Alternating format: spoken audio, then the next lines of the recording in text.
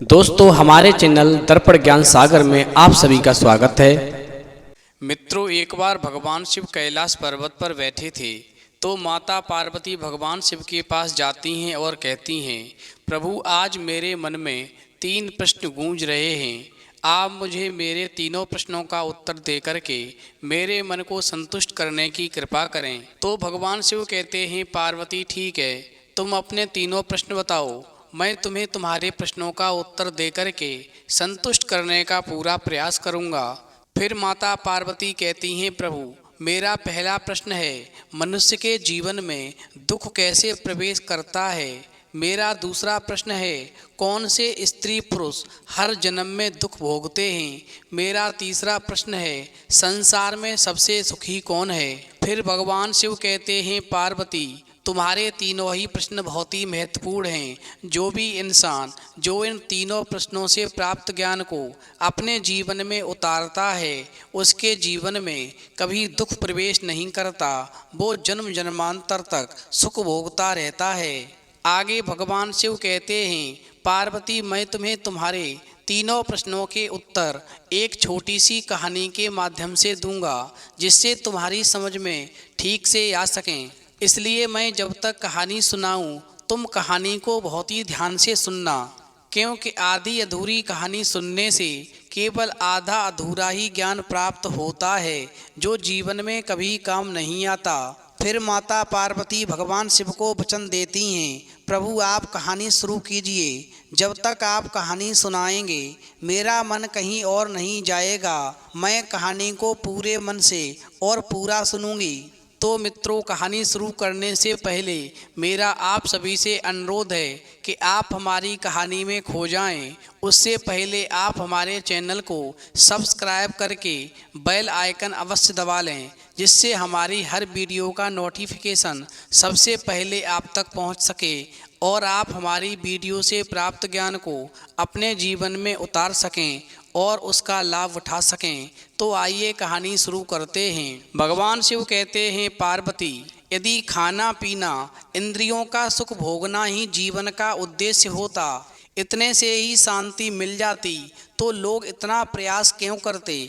जिनके पास खाने पीने की सभी सामग्रियां हैं, रहने को कोठी है, खर्च करने के लिए अपार धन है, फिर भी वो एकदम सुखी नहीं है, वो भी शांति के साथ बैठ नहीं सकते। संसार में बहुत से लखपति हैं, करोड़पति भी हैं, क्या वे सभी सुखी हैं? क्या उन्हें आंतरिक शांति है?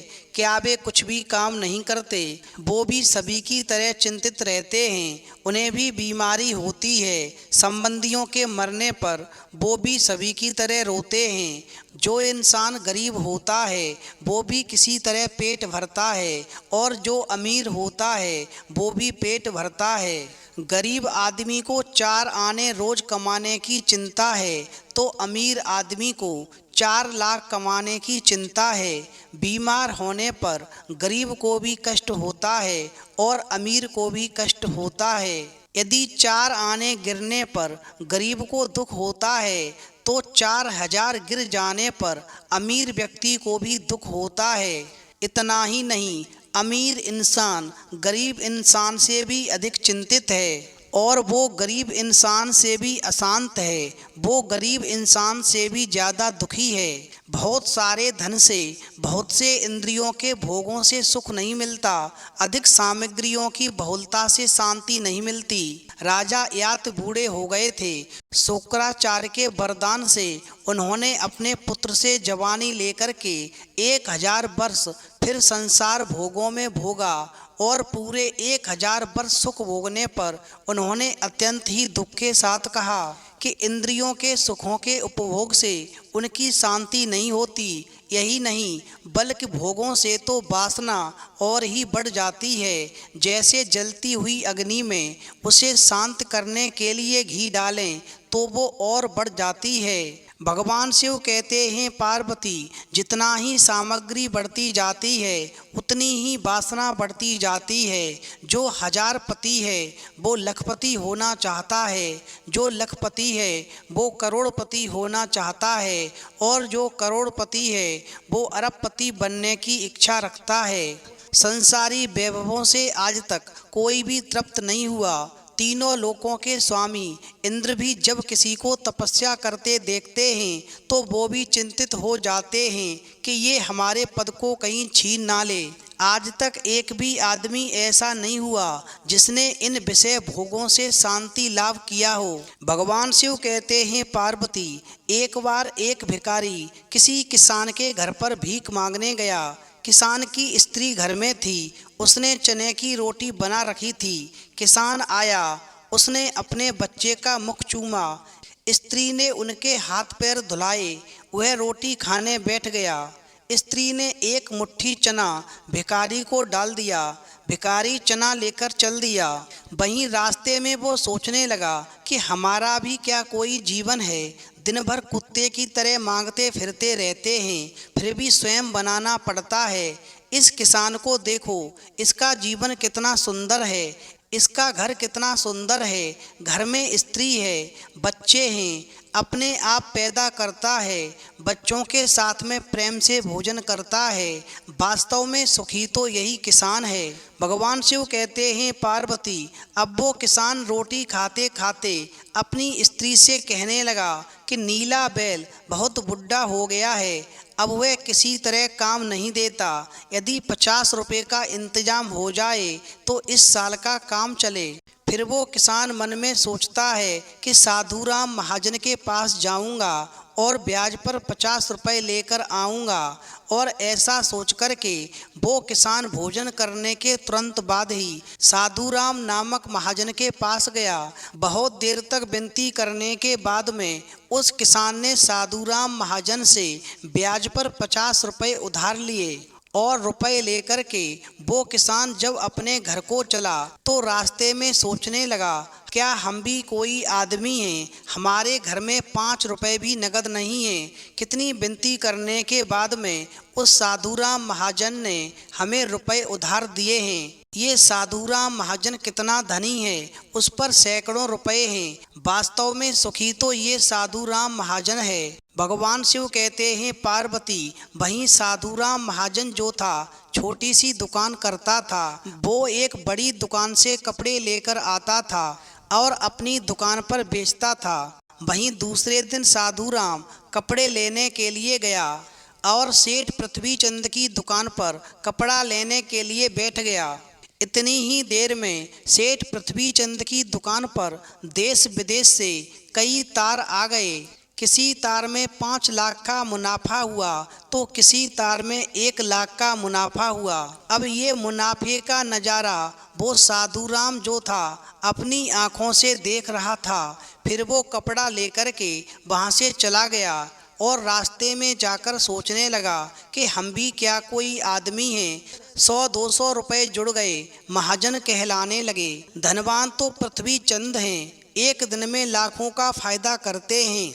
वास्तव में संसार में कोई यदि सुखी है तो वो पृथ्वीचंद सेठ हैं। भगवान शिव कहते हैं, पार्वती, अब पृथ्वीचंद बैठे थे, इतने में ही तार आया कि 5 लाख का घाटा हुआ। वो बड़ी चिंता में बैठे थे कि तब तक नौकर आ गया और कहने लगा, मालिक, आज लाट साहब की राय बहादुर सेठ के यहाँ पर दावत है, आपको भी जाना है, जल्दी से तैयार हो जाओ। फिर तो पृथ्वीचंद निमंत्रण को स्वीकार करते हुए राय बहादुर की कोठी पर गए। वहाँ सोने चांदी की कुर्सियाँ पड़ी थीं। राय बहादुर जी से बड़े बड़े अरबपति व्यक्ति हाथ मिला रहे थे। वहीं इतने बड़े सेठ के आगे इस पृथ्वीचंद सेठ को कौन पूछता। वो अपने आप वहीं एक कुर्सी पर जाकर बैठ गए। इतने में ही लाट साहब आ गए। वहीं राय बहादुर, जिनके यहाँ पर लाट साहब की दावत थी, लाट साहब ने आकर के राय बहादुर से हाथ मिलाया और उनके साथ चाय पी और वहाँ से चले गए। वहीं पृथ्वीचंद जब घर को लौट रहे थे तो रास्ते में सोचने लगे कि हम भी क्या कोई सेठ हैं जो 5 लाख के घाटे से ही घबरा गए। राय बहादुर का कैसा ठाठ है, लाट साहब उनसे हाथ मिलाते हैं। वास्तव में सुखी तो ये ही हैं। लाट साहब के चले जाने पर राय बहादुर के सिर में दर्द हो गया। बड़े बड़े डॉक्टर आए, एक कमरे में पड़े थे। कई तार घाटे के एक साथ आ गए थे, उनकी भी चिंता थी। कारोबार की बात भी याद आ गई। वे चिंता में पड़े थे। उसी समय खिड़की से उन्होंने झांककर देखा कि एक मोटा ताजा भिखारी नंगे बदन एक डंडा लिए जा रहा था। फिर राय बहादुर ने उसे देखा और बोले, वास्तव में सुखी तो यही है। इसे ना तो घाटे की चिंता ना मुनाफे की फिक्र है। सुखी तो संसार में केवल यही भिखारी है। भगवान शिव कहते हैं, पार्वती, ये कहानी एक भिखारी से शुरू हुई थी और भिखारी पर ही पहुंच गई। अतः मेरे कहने का मतलब है कि हम एक दूसरे को सुखी समझते हैं। वास्तव में सुखी कौन है? इसे तो वही जानता है जिसे आंतरिक शांति है। एक भक्त साधु ने एक राजा से कहा था, महाराज, आप इतने बड़े राज के स्वामी हैं और मैं अपने फटे कपड़ों का स्वामी हूँ। अतः हम दोनों ही के पास स्वामित्व तो है ही। अब हम दोनों में दरिद्र वही है जिनकी तृष्णा बढ़ी हुई है। मैं तो इन फटे कपड़ों से ही संतुष्ट हूँ, परंतु तुम इतने बड़े राज्य से भी संतुष्ट नहीं हो। इसलिए संतुष्टि राज्य वैभव में नहीं, वो तो मन का धर्म है। यदि मन संतुष्ट है तो फिर चाहे लाख रुपए हों या फिर एक पैसा भी क्यों न हो, हम दोनों ही हालत में खुश रहते हैं और दोनों ही हालत में आनंद की प्राप्ति होती है। इसलिए जो इंसान रुपए पैसे में आनंद खोजता है, रुपए पैसे में शांति खोजता है, ये उसकी बड़ी मूर्खता है, ये उसकी सबसे बड़ी भूल है। जीवन का उद्देश्य रुपए पैसे पैदा करना नहीं है। तेली के बैल की तरह दिन रात रुपए पैसे पैदा करने में ही लगे रहना, यही जीवन का चरम लक्ष्य नहीं है। जिनके लिए तुम इतना परिश्रम कर रहे हो, ये चीज़ें तो सूकर कुकर योनि में भी प्राप्त हैं। अमीरों के कुत्ते भी राजसी जीवन जीते हैं, दूध जलेबी खाते हैं, किंतु उन्हें सच्चा सुख प्राप्त नहीं होता। सच्चा सुख तो भगवान की प्राप्ति में ही है। ये संसारी सुख तो इच्छा न करने पर भी मिल जाएंगे, क्योंकि ये तो प्रारब्ध के ऊपर हैं। आप अपने परिश्रम से पेट पाल सकते हैं, लखपति करोड़पति होना ये तो प्रारब्ध का खेल है। जैसे कोई भी दुख की इच्छा नहीं करता। कौन चाहता है कि हम बीमार हों, हमारे घर वालों की मृत्यु हो? व्यापारी कब चाहता है कि हमें घाटा हो? किंतु न चाहने पर भी रोग शोक घाटा आदि होते ही रहते हैं। न चाहने पर भी ये चीज़ें जिस प्रकार प्रारब्ध के अनुसार मिलती हैं, उसी प्रकार संसारी भोग भी आपको अवश्य मिलेंगे। उन्हीं की प्राप्ति के लिए दिन रात लगे रहना, इसे पुरुषार्थ नहीं कहते। पुरुषार्थ तो वो है कि इस नश्वर शरीर से शाश्वत भगवान को प्राप्त कर लें, इस विनाशी शरीर से अविनाशी भगवान की प्राप्ति हो। अब अंत में भगवान शिव कहते हैं, पार्वती, तुम्हारे 3 प्रश्न थे। मनुष्य के जीवन में दुख कैसे प्रवेश करता है? तो उसका उत्तर है तृष्णा। यदि मनुष्य के मन में तृष्णा रहेगी तो उसके जीवन में दुख बना रहेगा। तुम्हारा दूसरा प्रश्न था, कौन से स्त्री पुरुष हर जन्म में दुख भोगते हैं? तो जिनके अंदर तृष्णा भरी रहती है, जब तक वो तृष्णा को नहीं निकाल पाते हैं तब तक वो जन्म जन्म भर दुख भोगते रहते हैं। तुम्हारा तीसरा प्रश्न था, संसार में सबसे सुखी कौन है? तो संसार में सबसे सुखी वही है जिसने अपने अंदर से तृष्णा को पूरी तरह खत्म कर दिया है। फिर भगवान शिव कहते हैं, पार्वती, इस संसार में केवल वही मनुष्य सुखी है जिसके अंदर से तृष्णा पूरी तरह से समाप्त हो चुकी है। ये सारा खेल इस तृष्णा का ही है। सुख और दुख केवल तृष्णा से ही प्राप्त होते हैं। यदि मन की शांति चाहिए तो तृष्णा को पूरी तरह से निकाल कर फेंकना पड़ेगा। जब कोई चीज़ हो और वो समाप्त हो जाए तो खाली जगह भरने के लिए कुछ तो अवश्य आएगा। वो खाली जगह कौन भरता है? तो समझ लो, यदि सुख समाप्त होगा तो दुख आएगा, आनंद समाप्त होगा तो अवसाद चढ़ेगा, सपने टूटेंगे तो हताशा होगी। अब प्रश्न उठता है, फिर दुख का उपचार क्या है? क्या प्रेम ना किया जाए? क्या कामना न की जाए? क्या स्वप्न न देखे जाएं? नहीं, ये सब कुछ ठीक है, मगर सुख और दुख में हमेशा इंसान को एक समान रहना चाहिए और अपने अंदर से तृष्णा को पूरी तरह से निकाल देना चाहिए। तो मित्रों, यदि आपको वीडियो पसंद आई हो तो आप हमारे चैनल को सब्सक्राइब अवश्य कर लें और भगवान शिव और पार्वती के लिए एक लाइक करना न भूलें।